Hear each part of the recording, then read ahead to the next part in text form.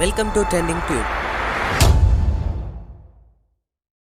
இன்றைக்கி வீடியோவில் ஒரு இன்ட்ரெஸ்டிங்கான டாப்பிக்கை பற்றி தான் பார்க்க போகிறோம். அதாவது இந்த க்ளோனிங் முறை எப்படி பண்ணுறாங்கன்றதே, இந்த க்ளோனிங் முறை நடைமுறைக்கு வந்தால் சமூகத்துக்கு கூடிய நன்மை என்ன, பாதிப்பு என்னன்றது தான் பார்க்க போகிறோம். ரைட், ஓகே, வாங்க வீடியோ பார்க்கலாம். ஒரு ஆணோட செல்லும் ஒரு பெண்ணோட செல்லும் எனர்ஜி உருவாகிற தனிக்கலம் தான் ஒரு உயிராக பிரசவமாகுது. இதுதான் இயற்கையோட நீதியும் கூட. பட் இன்றைய காலகட்டத்தில் க்ளோனிங் முறையால் ஒரு உயிரிலிருந்தே இன்னொரு உயிரை உருவாக்குறது உலகளாவிய ரீதியில் இயற்கைக்கு எதிரானதாக இருக்குது. அப்படி எதிராக இருந்தாலுமே கூட க்ளோனைட்னு சொல்லப்பட்ட ஒரு ஹாஸ்பிட்டலில் இந்த முயற்சியை செஞ்சு பார்த்துருக்காங்களாம். இந்த க்ளோனிங் ரிசர்ச்சை எப்படி பண்ணாங்கன்னு கேட்ட நேரம், ஒரு ஆணோட டிஎன்ஏ எடுத்துக்கொள்றதுக்காக அந்த ஆணோட உடம்புல எடுத்து ஒரு செல்லை எடுத்து அந்த செல்லில் உள்ள நியூக்ளியர்னு சொல்லப்பட்ட டிஎன்ஏ தனியாக பிரித்து எடுக்கிறாங்க. அதுக்கு பின்னால் ஒரு பெண்ணோட கருமுட்டை செல்லை தனியாக பிரித்து எடுத்து அந்த ஆணோட உடம்புலேருந்து எடுத்த நியூக்ளியஸை அந்த பெண்ணோட செல்லுக்குள்ளே எலக்ட்ரிக் ஷாக் மூலமாக உட்படுத்துகிறாங்க. இந்த செய்முறை மூலமாக உருவாக்கப்பட்ட இந்த செல்லை ஒரு ஆரோக்கியமான ஒரு பெண்ணோட கருப்பையில் செலுத்துவாங்க. அதுக்கு பின்னால் அந்த பெண்ணோட கருப்பையிலேருந்து ஒரு குழந்தை பிறக்கும். அப்படி பிரசவிக்கப்பட்ட குழந்தை தான் க்ளோனிங் முறை செய்யப்பட்டு உருவான முதல் உயிரினமாகவும் இருக்குமா. இன்னும் ஒரு இன்ட்ரெஸ்டிங்கான விஷயம் என்னென்னா, க்ளோனிங் முறையில் உருவாக்கப்பட்ட குழந்தை 100% அந்த ஆண மாதிரியான குணாதிசயத்தோட உடல் அமைப்பை கொண்டதாகவும் இருக்குமா. இன்னும் சொல்ல போனால் அந்த குழந்தையை சுமந்த பெண்ணோட எந்த ஒரு டிஎன்ஏயும் அந்த குழந்தைக்கு கடத்தப்படாதான்.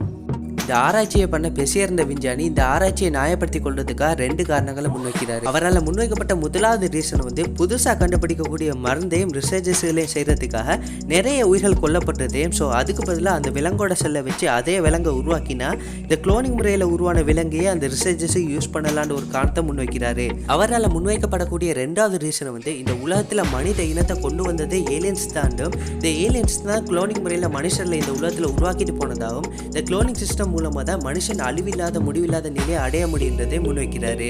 இப்போ எங்கள் எல்லாரோட மனசுலையும் வரக்கூடிய ஒரு டவுட் என்னன்னா, க்ளோனிங் முறையும் டெஸ்ட் பேபி முறையும் ஒன்னான்னு கேட்பீங்க. அதுக்கான விடை நிச்சயமா இல்லை. காரணம் டெஸ்ட் பேபின்னு சொல்லப்படுறது இயற்கையாகவே ஒரு ஆணோட விந்தணுவும் பெண்ணோட கருமுட்டையும் இணையாத கட்டத்தில் ஆர்டிஃபிஷியலாக எண்ணெயை வச்சு மறுபடியும் ஒரு கர்ப்பப்பையில செலுத்தி உருவாக்குறது தான் டெஸ்ட் பேபி. ஸோ இதன் மூலமாக க்ளோனிங் முறைக்கும் டெஸ்ட் பேபி முறைக்கும் எந்த ஒரு சம்மந்தம் இல்லைன்றது உங்களுக்கு தெரிய வரும். அடுத்ததாக இந்த க்ளோனிங் முறையில் இருக்கிற ஒரு சில நல்ல விஷயங்களை பார்க்கலாம்டா. பிரான்ஸ் நாட்டில் இருந்த ஒரு விஞ்ஞானி ஒருத்தர் க்ளோனிங் முறையில் ஒரு ஆட்டை உருவாக்கினார். அந்த க்ளோனிங் முறையை செய்கிற நேரம் அந்த ஆட்டோட டிஎன்ஏல மனுஷன் ரத்தத்தை உரைய வைக்கக்கூடிய ஜீனையும் அந்த ஆட்டோட நியூக்ளியரோட சேர்த்து இன்ஜெக்ட் பண்ணார். ஸோ இதனால் மருத்துவ உலகத்துக்கு கிடைச்ச ஒரு நல்ல விஷயம் என்னன்னா, ஹீமோஃபீலியால நோயால் பாதிக்கப்பட்டவங்களுக்கு இது யூஸ்ஃபுல்லாக அமையுது. ஹீமோஃபீலியான்னு சொல்கிற சாதாரண ஒருத்தருக்கு உடம்புல ரத்த காயம் ஏற்பட்டால் கிட்டத்தட்ட 7 அல்லது 8 நிமிஷத்தில் ரத்தப்போக்கு உறைஞ்சி போயிடும். பட் இந்த ஹீமோஃபீலியா பேஷண்ட்டுக்கு இந்த ரத்தத்தை உரைவிக்கக்கூடிய காரணம் இயற்கையாகவே உடம்புல இருக்காதா. ஸோ இதனால் அந்த ஆட்டோட நியூக்ளியரோட சேர்த்து ரத்தத்தை உரைவிக்கக்கூடிய ஜீனையும் சேர்த்து இன்ஜெக்ட் பண்ணி அந்த ஆடு மூலமாக அந்த நோயால் பாதிக்கப்பட்டவங்களுக்கான சிகிச்சையும் பண்ணி நிறைய நோயாளிகளை குணப்படுத்தியும் விட்டுறாரு. க்ளோனிங் முறையில் இருக்கிற இன்னும் ஒரு நல்ல விஷயம் என்னென்னா, உலகத்தில் அழிவடைஞ்சிட்டு வர இருக்கிற உயிரினங்களை மறுபடியும் திருப்பி உருவாக்க முடியுமா. அது மட்டும் இல்லாமல் நாட்டுக்கும் சமூகத்துக்கும் சேவை செஞ்ச நிறைய பேர் இறந்து போனாலும் கூட அவங்கள போலவே அவங்களோட திறமையை திருப்பி கொண்டு வர முடியுமா. இது பேச்சளவில் சொன்னாலும் கூட இன்னும் சாத்தியப்படலைன்றது குறிப்பிடத்தக்கது.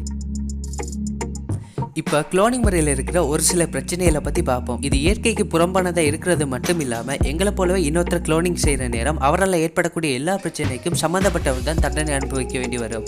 அது மட்டும் இல்லாமல் மோசடி நடக்கிறது இயற்கையோட சமநிலையை தலைக்கீழா மாறி. எக்ஸாம்பிளுக்கு இறந்து போன ஒருத்தர் உருவாக்கலாம்னு பார்த்தோம்னா இந்த கான்செப்டை வச்சு ஹிட்லர், இடி அமீன், டொனால்ட் ட்ரம்ப் இந்த மாதிரி 1000 பேரை வேண்டாலும் உருவாக்க முடியுமா. ஸோ இந்த காரணங்களை நினைவில் வச்சு கொண்டு தான் உலகளாவிய ரீதியில் மனித க்ளோனிங்கில் தடை செஞ்சுருக்காங்க.